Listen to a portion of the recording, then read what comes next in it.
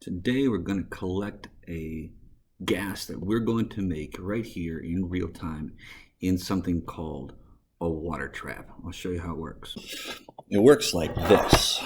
We're going to collect our gas that we're going to produce in something called a water trap.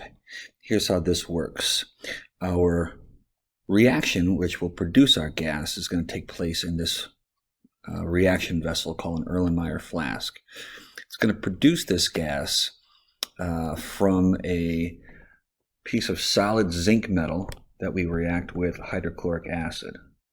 The hydrochloric acid is going to react with the zinc to produce something called zinc chloride, and this is going to be an aqueous product, so it's going to be still dissolved and we won't even see it, and something called hydrogen gas. This gets produced as bubbles that are going to take off from the surface of this gas, and what we're going to do is we're going to collect them in this tube that's going to go underwater, and the opening is going to be under this large test tube that we're going to use called a eudiometer. And what's going to happen is this gas, as it's produced, is going to push the water out of the test tube into the bin and stay here at the top. And it's called collecting this gas over water. So let's see how it works. Here's the water trap we're going to use, and you can see that it is filled all the way to the top with no airspace at the top of our water trap. Here we have a flask with 3 molar hydrochloric acid, so it's pretty strong. We're going to put our zinc in here, and this manifold is going to carry it from this vessel to the bottom of our water trap, and any gas that we produce in here will go right into the trap, and then we can take it out. So let's grab a little piece of zinc, put it in there, get the reaction started.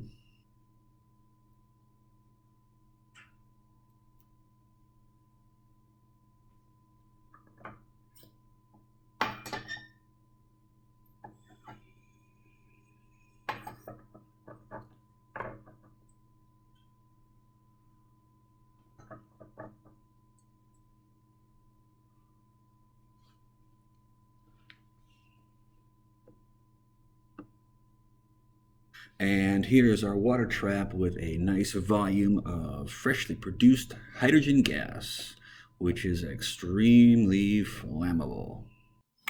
Now, how do we know that hydrogen is extremely flammable? Well, for one thing, it's because it was the cause behind one of the most notorious aviation disasters in history, the Hindenburg. You guys have probably heard about this. And this whole thing was filled with hydrogen. Extremely flammable and extremely dangerous. Now let's get back to our water trap, because there's a detail that we need to pay some attention to. Now here's the reaction that we just did. The zinc reacting with hydrochloric acid to make hydrogen gas, which they are then collecting over the water in our trap. But notice that it says right here that there's more going on in our water trap than just collecting hydrogen. It says there's also water vapor. Why is that? Well, we know that water has a tendency to evaporate. And so this water on the surface of the space that we just made is actually trying to evaporate a little bit, and some of it does and is there in our trap above the water with our hydrogen. And that means that in this space over the top of our water trap is not just hydrogen gas, it's mostly hydrogen gas, but there'll be a small number of water molecules in there as well. And it works like this. The higher the temperature, the greater the tendency for the water to evaporate. We're going to call that tendency for this water to evaporate vapor pressure. So we'll say that the higher the temperature, the higher the vapor pressure of this water in our trap. And that means the higher the temperature, the more water vapor will be in the trap with our hydrogen. So that means that we have to take into account both of these gases. And that brings us to something called Dalton's law of partial pressure. And here's how it works. It says that the total pressure in a mixture of gases is the sum of the partial pressure of each gas. And so that means that the total pressure inside the trap, if we are collecting hydrogen in our water trap, is going to be equal to what we'll call the partial pressure, that's the pressure exerted by the hydrogen, plus the partial pressure of the water vapor. Well, what's this total pressure? Let's go back up here. So inside this trap, we've got hydrogen and we've got water vapor. And once the reaction stops, once there is no more hydrogen gas being produced, this water level stops dropping and stays put. That means that the pressure outside and the pressure inside are the same. Well, what's the pressure outside? This is our standard room air pressure.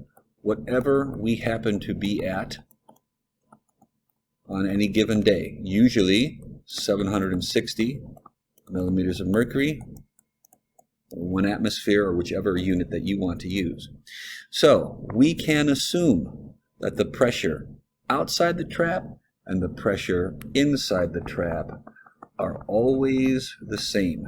So if you are provided with the room air pressure, you know this.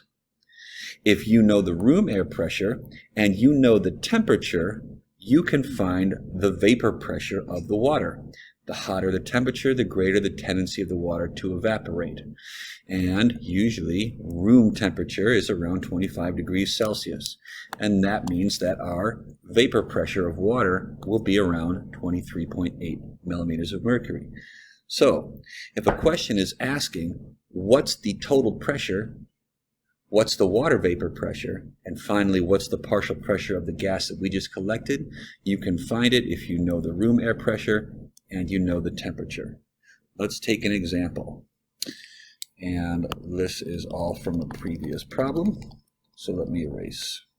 All right, here's a good example of a question you can expect me to ask. Let me make this a little smaller. It says, what is the partial pressure of the hydrogen gas collected over water at 25 degrees Celsius if the room air pressure is 775 millimeters of mercury? So let's set this up.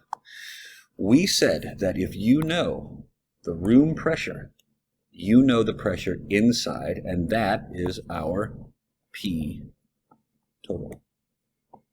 If you know the P total, you know that it has to be equal to the sum of the gas that we just collected plus the pressure of whatever water vapor is in the trap just due to evaporation. You know that water vapor pressure if you know the temperature. All you have to do is come to this table and take a look. It says that at a temperature of 25 degrees Celsius, our water vapor is 23.8 millimeters of mercury. So, what's the partial pressure of the hydrogen gas collected over water if the room air pressure is 775 millimeters of mercury? So we know our total pressure, 775 millimeters of mercury.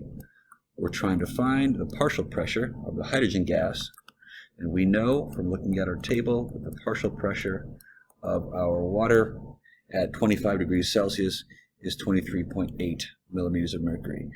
To get this, we're going to subtract 23.8 from both sides, and we get a partial pressure of 751.2 millimeters of mercury.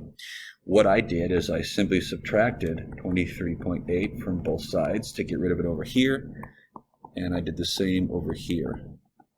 That's where we get 751.2. That is all we do for Dalton's law of partial pressure. You know the total pressure of the room, you know the partial pressure of the water vapor, and you can easily solve to find the pressure of the gas that you just collected. And that's all you do. So take it for a spin.